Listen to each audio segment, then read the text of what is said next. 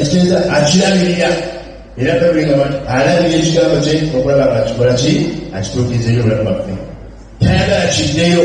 Bwe kiba kyakulongola kirina okulongola, bwe kiba kyakuwonya kirina okuwonya, bwe kiba kyakusumula kijja kusumulula, bwe kiba kyakuwamusa ogenda kubeera n'omukisa. Bw'aba yagamba ogenda kuzimba ojja kuzimba. Kati kwogaba naye Mukama ati sirina bugabezi n'olusi azikuwa n'ozoonona bwonoona. Mukama yabasa.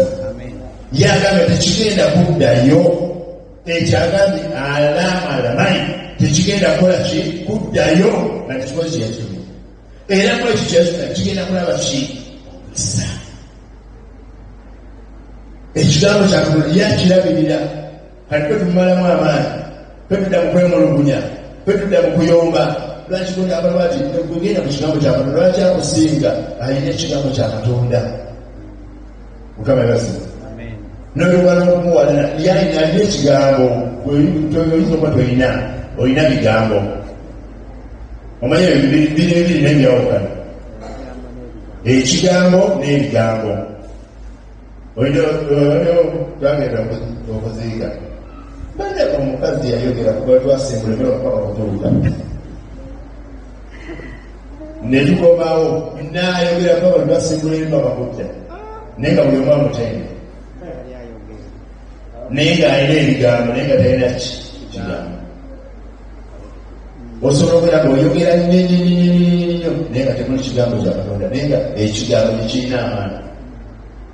Katonda alabira ekigambo kye okulaba nga kituukiriza ebyobulamu bwaffe. Agambe tekigenda kuddayo nga tekikoze ekyo kyeyakituukiriza. Nga bw'otegeezebwa mu ttaka n'ogamba oba okisuubiramu ebibala naye buli bw'otalako ebibala beemumazeemu amaanyi. Katonda affe naye bw'atyo agamba ekigambo kye tekisobola kuddayo nga tekikoze eki ekikoze ekyo kyeyakitumira. Kirina okukola, kirina okutuukirira.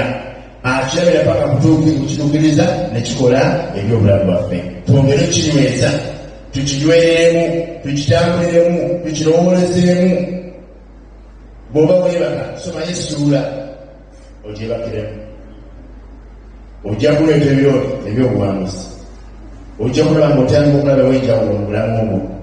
Ofuge ow'amaanyi mu Katonda nga teri lwakyakukwezala musoma mubeera kumusalirako wano musonga nsalirako wano ate wano ndi bubiinye munani.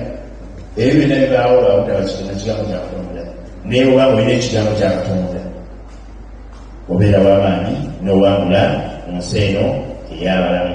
Mukama yabazibwe nnyo. Yeremiya